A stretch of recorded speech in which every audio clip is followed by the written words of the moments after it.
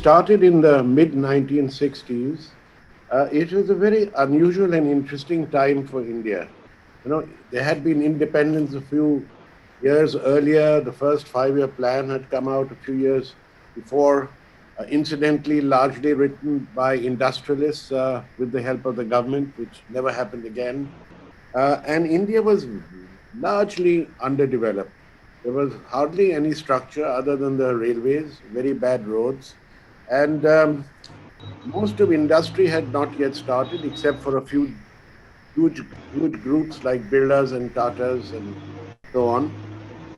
The real growth of the medium sector industry started when we started in the mid 1960s. All these well-known companies you hear of today in pharmaceuticals and nutraceuticals more or less were born then. Uh, Even multinationals had come into India, but they were mostly trading.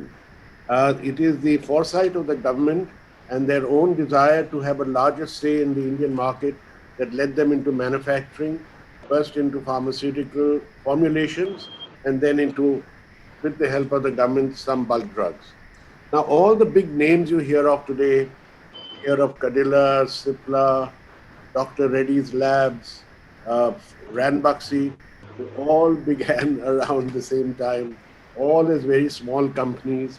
Most of us, I know that one or two major industrialists today used to work for another bigger company and would bicycle at work, very small amount of money and big ambitions. So that's how the whole industry started.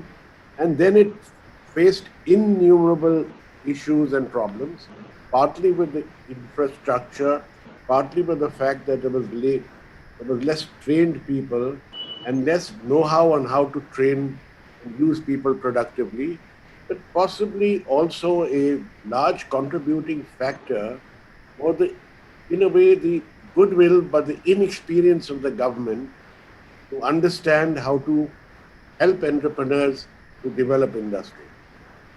I'm not sure that we entrepreneurs did such a great job in convincing the government of our bona fides and of how much we desire to be part of the national effort. Most people who went into industry at that time were from a trading background and therefore had more of a trading mentality. Uh, I want it now. Where are my profits? That is the most important, is the bottom line. And it is not a question of, I'm satisfied with deferred gratification. I'm satisfied if I get it much later. Let me put in my effort now in many different directions and things will work out fine. So it is those who looked at industry that way have survived and have blossomed and are taking India now to completely new frontiers, particularly globally in the pharmaceutical industry. It was a tough job. Infrastructure and government were big bottlenecks, largely because of lack of communication on all sides.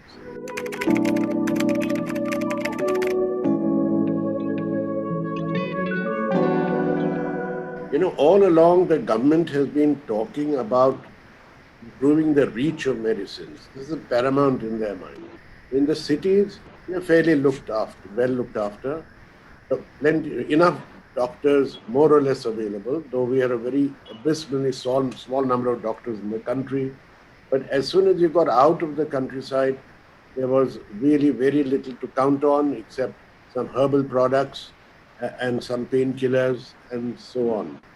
The government put up these very small, almost village, taluka level health centers, which have helped in their own way.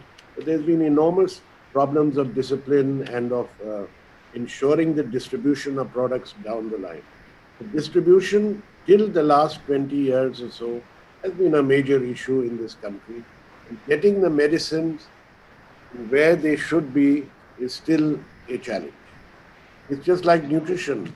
I believe there probably is enough food and enough nutrition in the country, but it is not reaching the poorest and it's not reaching wherever it should be.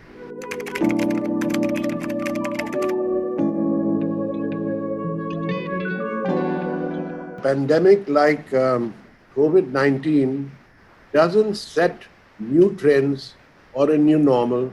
It simply accelerates the old normal into what would have already happened in the next 5 or 10 or 15 years. So what would have happened anyway got crammed up into just 1 year, and we saw all sorts of new ways of communicating, new ways of working, and just, I think, in a way, making a more interesting and better and more efficient world. Uh, so so this is where we try to make sure that things go the right way.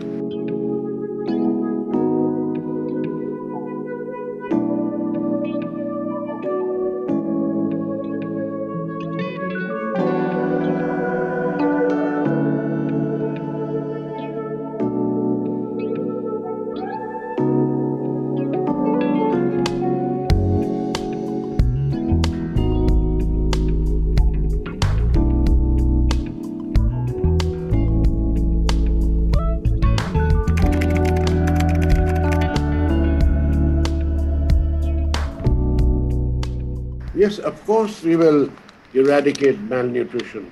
The point is that, we want it now.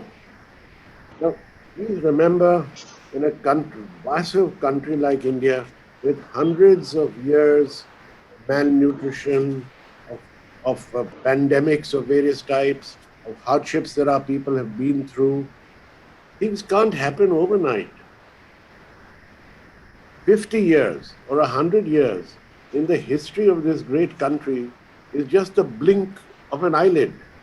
But we, with modern communications and Twitter and talking to each other and a huge educated middle class, large number of younger people, all want it to happen within 5 years and within 10 years. It's not going to happen, but things can be done to accelerate the greater spread of nutrition, but we have to be somewhat patient. And we have to try and make what we can of what we have.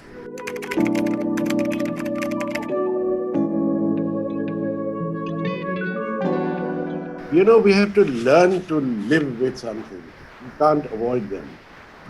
Um, we are now living with a pandemic. We are not living, we are frightened of a pandemic. What has happened, unfortunately, with COVID-19 is, I think, for the first time, the first time that a pandemic struck this country, we had incredible amount of communication, incredible amount of news spreading, Twitter. Journalists themselves were writing a lot of articles. And I'm afraid that I think a lot of fear got created inadvertently, but because it was hot news. And everyone watching all this information on people getting sick and some people dying got more and more fearful. The government, I think, has always tried to do its best, but it's grappling with huge problems and uh, didn't necessarily do everything to make the people's people more calm, and the journalists, I say this with respect, a little more disciplined. So so there we have a situation where never before can so many people communicate with so many other people, and it is quite easy to set off alarms. Now, okay, we are calling this a pandemic right now for COVID-19. I don't, you know, 300,000 people have probably died very unfortunately. But do we know how many other diseases there are which are also virus-based and which are more infectious or as infectious as COVID with a higher death rate? I'll give you an example. Well, there's many products. There's tuberculosis, there's SARS, there's AIDS, there's even mumps, measles. They're all viruses. Are we concerned today that in India, 1.5 million people die every year for tuberculosis? TB is infectious. Are we seeing that as a pandemic? Are we frightened that we don't want to take any action or get to work or whatever? No. We feel that pandemic is actually probably was an epidemic and now it is endemic. Endemic means it's there, we know it's there, we don't pay much attention to it, we take whatever precautionary steps we can, but we get on with life. And that's what I believe we should be looking at doing with this present so-called pandemic.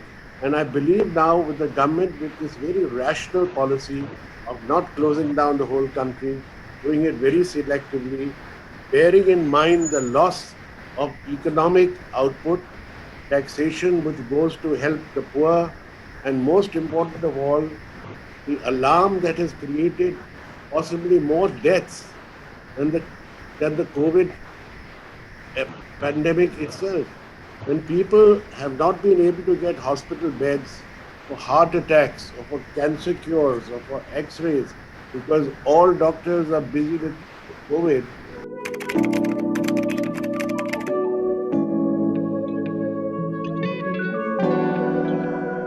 India is a wonderful country in the sense that people look after each other. Neighborliness is endemic in our country, particularly in our villages and small towns. And people are looking after each other. People are even sharing food and livelihoods. It will happen, I believe, and so I'm told by many government people that there is enough food in the country. In fact, there's so much food that is actually rotting and being eaten by rats in our huge uh, government warehouses, in which the private sector is now moving in. And therefore, it's a matter of distribution and a matter of affordability. And in both cases, our government has taken action. Rations are reaching to people. My own workmen who've gone back to their villages, so that they are getting this ration. There is a little bit of problem with Aadhaar cards, etc., but that is being sorted out. You know, in a country of 1.34 billion people, I can assure you that if you got the best governments of the world together to come and sit in India, they wouldn't do much more or much better than what our governments have been doing. Please consider, is the root of many of our problems actually our population? Is it a great strength and benefit for us, or is it something that we should be looking at more carefully? Now, I know that it is taboo to touch this subject. I'd like to be a little controversial, and my views right through this interview are my own, not that of any associations I'm connected with. But can you imagine 30 million new people born every year? Even if you look at the vaccination program, it means 30 million no more people every year cross the age of 18 and need vaccinations again. We are swimming up a waterfall at the moment, and we have to look, first of all, recognize that the root of all problems is possibly the fact that we are grappling with numbers that are too huge. If you look at the population chart of China and India, China China did things because they could do so in their political system to reduce the growth of population. And you see it is like a sort of inverted bar, waves. It was large before and it's getting a little smaller. And India is different. It was smaller earlier and it's getting bigger and bigger. And possibly little unstable. Now, can you imagine if China, instead of having 1.8 billion people, had 3 billion people? Can you think that China would get ahead so far in the world as they've got today? So we need to look at nutrition, nutraceuticals, food, distribution, all from an angle that look over the next 10, 15 or 20 years, can we focus more on keeping people satisfied with smaller families? There are many ways of doing it. Journalists and media are probably the best way whose support the government can get to keep spreading the message continuously.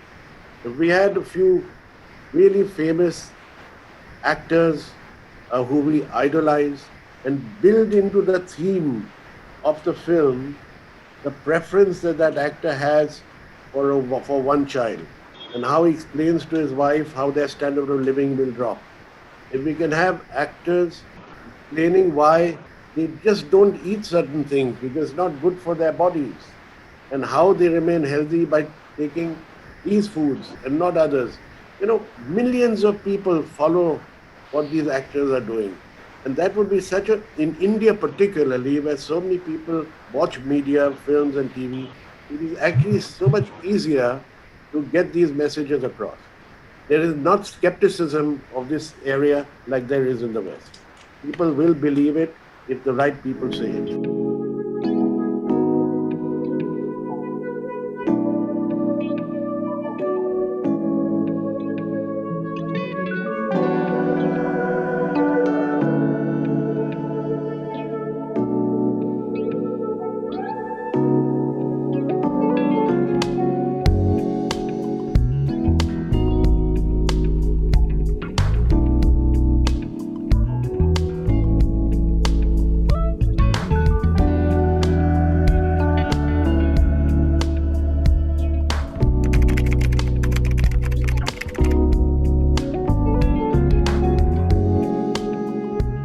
India has a great opportunity here, and yes, intrinsically they are safe. There are always be outliers who are trying to take advantage of probably lax rules and regulations, bringing into the supply chain what should not be there. Now, look, this happens in food as well. This happens in pharma. This happens even in domestic appliances. We have to root out these people who are not straightforward and honest in their ways of doing it because we have a regulatory apparatus and make sure that our real strengths in this area of nutrition and herbal products really comes to the fore. India has possibly one of the largest biodiversity ecosystems in the world. Almost everything grows here. Our mountains, Himalayas, are full of herbs that have been used by us for hundreds and thousands of years for curative purposes. Many Western medicines and patents have been taken based on plants and nutrition. So there is intrinsic value over here, which we need to focus more on. Now, the nutraceutical industry is still nascent in India. There is around the world something like a $400 billion industry in nutraceuticals and dietary supplements. Uh, 2 or 3 billion in India. It's hardly 2% of the world. It should be far more, and it will become far more because industrialists and entrepreneurs are beginning to realize how important this product is. In the time of COVID, the importance has been accelerated, and they realize that it's a great and equally noble industry to get into as getting into pharma. Over 10,000 startups that have come in the recent past, 4,000 of them are to do with nutraceuticals, nutrition. We're going to see a blossoming of this industry, and rightly so. There is this association called HADSA, the Health and Dietary Supplements Association. It is the only recognized body in India of the international association with chapters around the world. And they are doing a lot to help these young entrepreneurs come into this industry and to give advice to the government on setting proper standards and trying to do some self-disciplining through education of all its members. So a lot is happening, and it's a really exciting industry and a really exciting future just in the next 5 or 6 years. I'm on the committee, and I'm on the committee because I strongly believe in it. I believe that it is as, if not more important, to avoid falling sick than to be cured when you fall sick. Which is better? Which is less expensive in the country? To treat you when you fall sick or to make sure you don't fall sick? Secondly is, nutraceuticals keep you healthy right through the year and right through your life. So one takes nutraceuticals every day. One takes medicines only when one falls sick, 10 or 15 times, 10 or 15 days in a year. So which one is more important? Which one is more integral to your health and well-being? It is nutraceuticals that give you immunity and give you strength not to fall ill.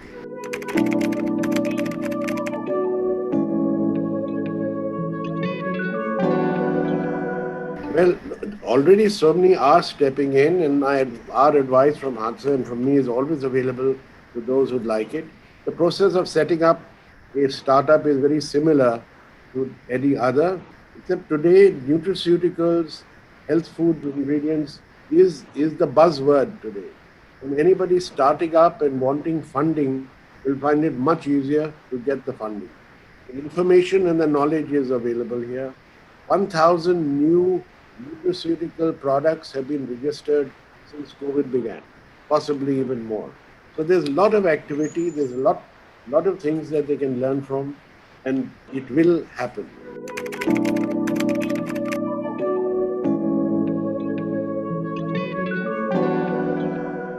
Remember some things which I'd like to mention, and that is again our fear of this COVID crisis and the havoc that it has created in our personal lives.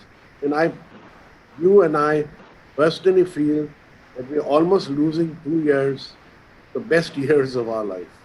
Of course, we have kept ourselves busy at home, but we've not had the joy of meeting our friends and family members and traveling and so on. Now, this is controversial, what I'm going to say, and it's my personal feeling. What we said is we have to first protect the very old. And I'm probably in that category, not very old, but definitely old, because they are most vulnerable, not realizing that actually that may or may not have been validated.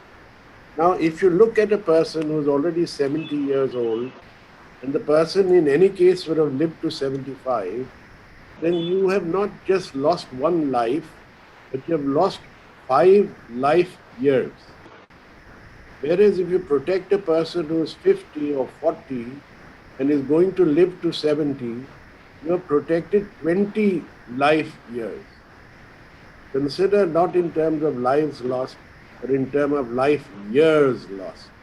I'm not saying we shouldn't have protected everyone, but if you have to make some choices, if you have a limited number of protective devices available, then consider also that the youth of this country, the middle-aged people, are those who work the hardest, give the great value, create the GDP in our country, pay the taxes, and create the community.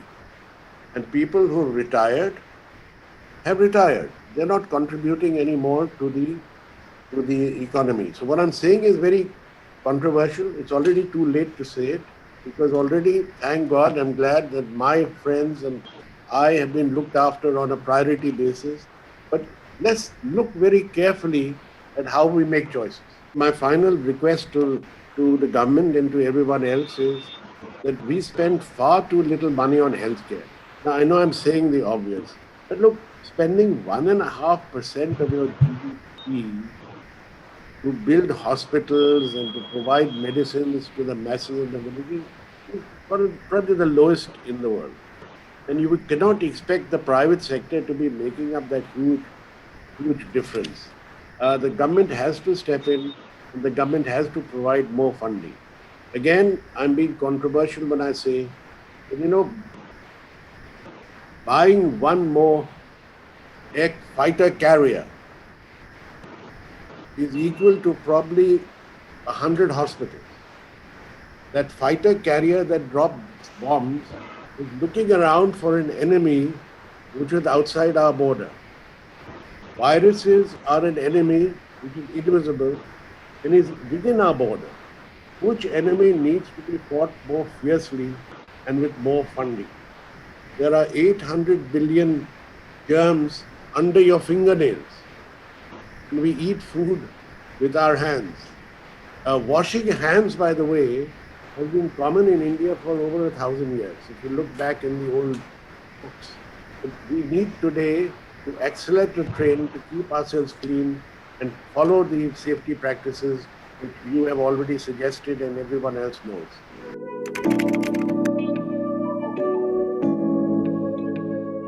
Passion stops you from passing on. Yeah, you keep going because you have a passion for life. Like many entrepreneurs, I have an intense curiosity. I'm curious about everything and everyone. And I I'll read everything. From childhood, I read everything I get my hands on. And then that creates in you a great interest for life. I would like to live to at least 110.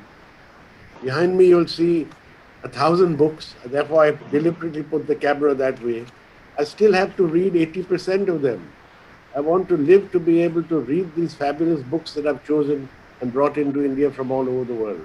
So my passion keeps me going, and that's what everyone requires, and that's their secret to living a long and healthy life. Food is your medicine, mood and your attitude is even better medicine. So this is what I practice.